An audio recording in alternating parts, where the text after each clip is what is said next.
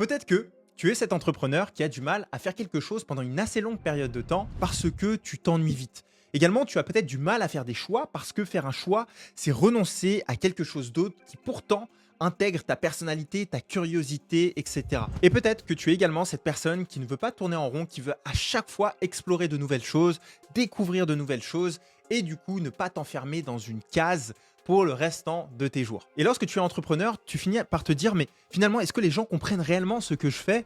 Puisque j'ai l'impression d'être partout et du coup ne pas correspondre à ce qu'on attend réellement de moi. Ou bien tu finis par te dire, finalement, mais est-ce que je suis expert de quelque chose? Je suis expert de rien. Et tu finis par culpabiliser par les personnes qui sont extrêmement spécialistes dans un domaine. Parce que toi, ça ne t'intéresse pas. Tu aimes faire des connexions avec plein de domaines différents pour pouvoir les assembler et finalement créer quelque chose d'unique, quelque chose qui n'a jamais été vu. Ce qui fait que tu te retrouves avec plein de compétences dans des domaines parfois totalement opposés, tu as plein de capacités, plein d'énergie créative à revendre, mais finalement, tu as l'impression de toujours devoir t'enfermer dans une seule case parce que autrement, ça ne fonctionnerait pas. Du coup, la plupart du temps, tu ressens un manque de légitimité, le syndrome de l'imposteur, un manque de confiance en toi et tu as du mal à exploiter toutes tes capacités. Et moi aussi, je connais ça. Je me souviens, pendant mes études, l'idée même d'avoir un travail et de le garder jusqu'au restant de mes jours, ça m'horrifiait, mais totalement.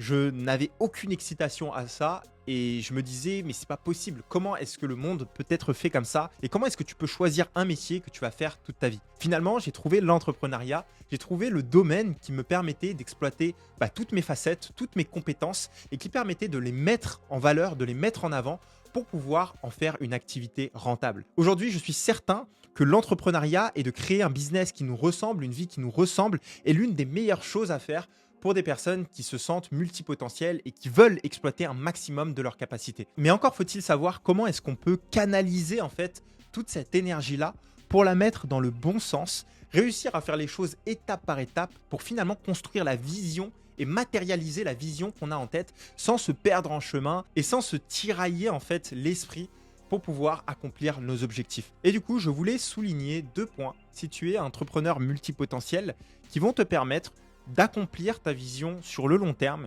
et de pouvoir faire en sorte que ta multipotentialité soit réellement une force et non une faiblesse, que tu puisses réellement l'exploiter pour construire un business qui t'inspire. Le premier point, et je sais que ça va à contre-courant de beaucoup de choses qu'on peut te dire sur le business en ligne, c'est d'exploiter réellement toutes tes facettes. Je vois du coup beaucoup trop d'entrepreneurs qui se limitent parce qu'on leur dit oui, tu dois faire ça, oui, tu dois trouver cette niche-là, oui, tu dois parler de cette manière-là. Et en fait, ils limitent leur multipotentialité qui pourtant est la chose qui va leur permettre de se créer une place sur leur marché. Et crois-moi, j'ai accompagné beaucoup d'entrepreneurs multipotentiels qui aujourd'hui ont des centaines de milliers d'abonnés sur les réseaux sociaux, qui aujourd'hui ont une activité rentable et qui pourtant ont exploité toutes leurs compétences. Mais pourquoi, à votre avis? Parce qu'ils osent le faire. Et en fait, tu te rends compte que le plus tu exploites des facettes de toi-même, le plus tu vas attirer des gens qui te ressemblent. Et ça, c'est complètement libérateur. Donc, quand tu es multipotentiel, ton but, c'est de savoir mettre toutes tes compétences, toutes les choses que tu sais, que tu connais, tous tes centres d'intérêt au bon endroit, au bon moment. Il faut que tu saches où mettre le cadre si tu veux obtenir les résultats que tu souhaites en tant que multipotentiel. Je vais te donner un exemple. Il faut que tu différencies communication de business.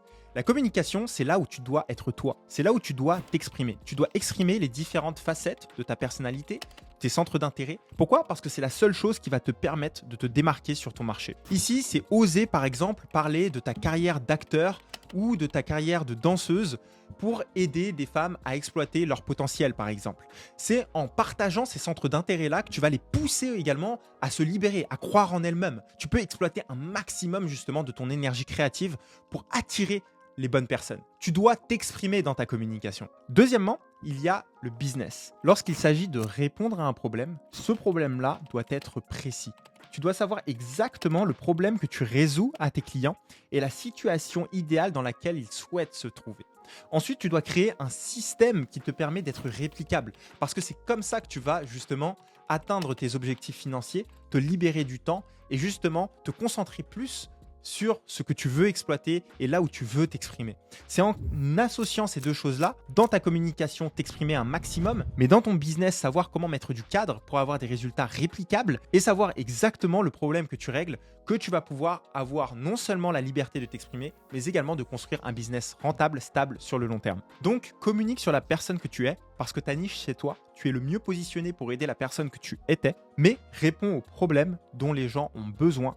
Systémise ce problème-là, parce que si tu ne le fais pas, tu vas perdre confiance en toi, tu vas douter de tes capacités et derrière, tu exploiteras moins ta multipotentialité, ce qui va faire que tu vas rentrer dans un cercle vicieux, redouter de toi et ne pas exploiter ton potentiel. Maintenant, la deuxième chose à avoir, c'est un objectif à long terme, puis le décomposer en petites actions à réaliser chaque semaine, chaque mois, chaque année pour atteindre cet objectif à long terme. En fait, le multipotentiel, il veut en général tout faire tout de suite. Et c'est la raison pour laquelle il a tendance à se disperser. Et donc, l'importance d'avoir une vision à long terme et de décortiquer toutes les étapes qui te permettent d'y arriver est essentielle. La plupart du temps, on ignore réellement ce qu'on peut accomplir en plusieurs années. Je vais te donner un exemple de ce que tu pourrais faire. Tu commences par développer ton business en ligne en développant une audience sur Instagram jusqu'à ce que tu atteignes 5 000 ou par exemple 10 000 euros par mois. Cette partie-là va te permettre d'avoir assez de marge pour pouvoir déléguer, puis ensuite développer ta notoriété sur YouTube. En te lançant sur YouTube, tu n'auras plus à faire par exemple le montage de tes vidéos, ce sera beaucoup plus simple et en plus de ça, tu pourras déporter l'audience que tu as sur Instagram